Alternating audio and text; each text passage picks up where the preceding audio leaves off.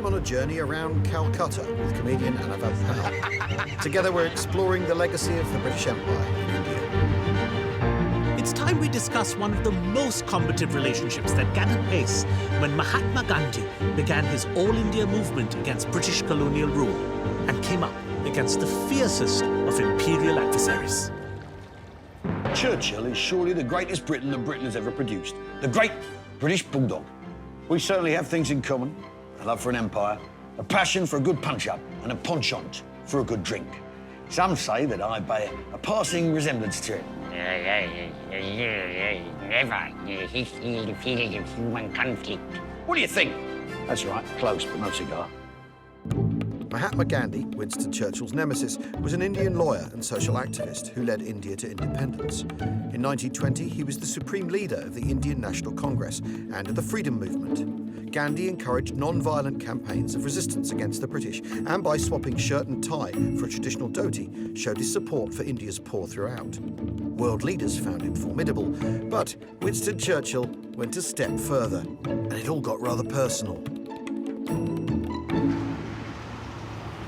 Winston Churchill, of course, famously in favour of hanging on to India, not a fan of independence. And he was also really not a fan of Gandhi, was he? Churchill and Mahatma Gandhi did not like each other. A lot of it was personality. Yeah. You know, Gandhi believed in spirituality and karma was involved. And Winston Churchill was... that was nonsense. Age of reason. He was cogent, rational, scientific. And the thing is that Churchill was a military strategist. Yeah. You know, he could understand someone raising an army against the British. Yeah. He'd have a strategy to fight it. Yeah. This was a very sort of sneaky way of revolution the world had never seen. Yeah. Right? So the Quit India movement was basically a movement where Gandhi told Indians, you know, go about living with the British, but don't cooperate with them. Yeah, yeah. I mean, how pesky is that? But also the hunger strike. Basically, he didn't believe it. He said he's not on hunger strike, he's faking it. I think to a man like Churchill... Yeah. That kind of thing is incredibly Is this confusing. about brunch or is this about independence? So what is this about? Like, it's just you couldn't understand.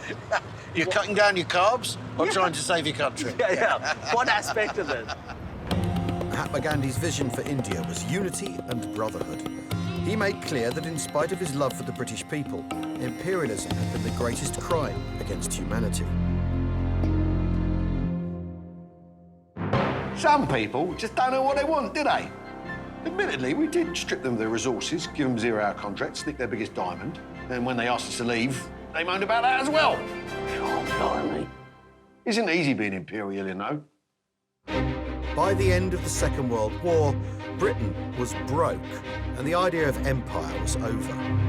Offloading some of the colonies seemed like a good idea. In March 1947, Lord Mountbatten became Viceroy of India with a mandate to oversee the British withdrawal.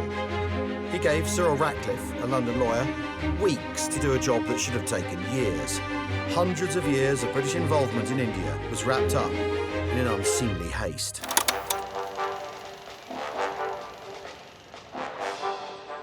Ah, Cyril, how marvellous to meet you. Viceroy Mountbatten, it's a complete pleasure. Rather tricky business.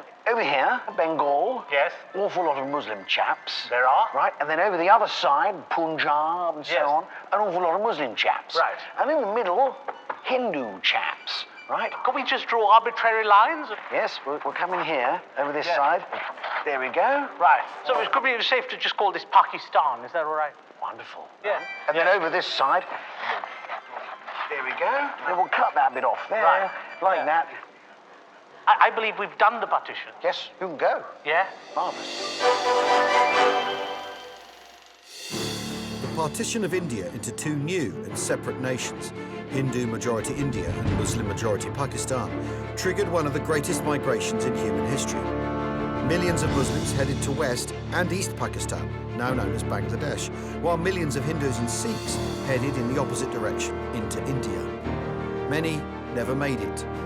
Whole communities that had once peacefully coexisted now waged war on each other. Around 15 million people were displaced and 2 million killed, as their country was brutally ripped apart.